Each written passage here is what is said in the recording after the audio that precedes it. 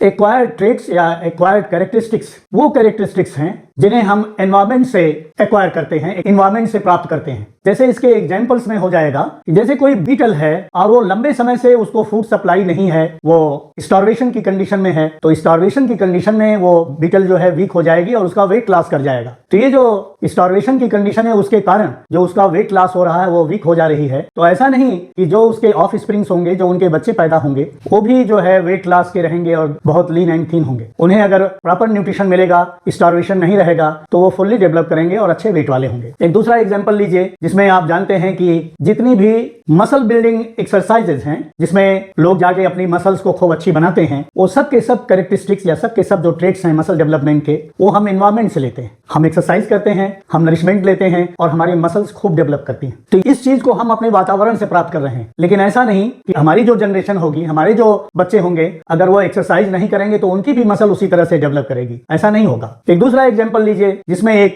Black Smith, जिसको आप लोहार कहते हैं, जो लोहे का काम करते हैं, वो बड़े बड़े घन चलाते हैं लोहे को काटने पीटने के लिए। तो इस बड़े घन की वजह से, हैमर के कारण, उनकी ये जो मसल्स हैं वो बहुत स्ट्रांग और स्टाउट हो जाती हैं। तो ये अपनी वो जो एनवायरमेंट में प्रैक्टिस कर रहा है उसके कारण उसके मसल्स जो है वो डेवलप कर रहे हैं। लेकिन उसके बच्चे अगर ऐसा काम नहीं करेंगे, वो बड़े बड़े हैमर नहीं चलाएंगे, अपने डेली प्रैक्टिस में नहीं रखेंगे, तो ऐसा नहीं कि उनके बच्चों का भी ऐसा हो जाएगा। ऐसा नहीं होगा। दूसरे एग्जांपल्स लीजिए, जैसे डॉकिंग ऑफ टेल है हॉर्सेज में और बुलडॉग्स में। जो बड़े नस्ल के कुत्ते हैं देखिए, उनकी टेल को लोग कट कर देते हैं, या हॉर्सेज जो हैं उनकी टेल को कट कर दिया जाता है। तो ऐसा नहीं कि उनकी होने वाली संतानें भी हैं, उनकी जो नेक्स्ट जनरेशन है उसमें भी टेललेस हॉर्स और बुलडॉग पैदा होंगे। ऐसा नहीं होगा। उसमें पूरी टेल आएगी, फिर कट किया जाएगा, फिर वो बिना टेल के अपनी सारी जिंदगी व्यतीत करेंगे और फिर उनके जो बच्चे होंगे उनके भी फिर टेल आ जाएगी। तो वो जो एनवायरमेंट से प्राप्त किया जा रहा है, रिसीव किया जा रहा है, वो उस ऑर्गेनिजम्स तक ही सीमित है, वो अपने नेक्स्ट जनरेशन को पास ऑन नहीं कर सकता। तो यूज और डिसयूज हम कर रहे हैं। जिस चीज को यूज कर रहे हैं वो खूब डेवलप हो रहा है, और जिस चीज का हम डिसयूज कर रहे हैं, नहीं हम प्राप्त कर रहे हैं, वो कमजोर होता जा रहा है और वो एक समय विलुप्त भी हो जाएगा, लॉस कर जाएगा। और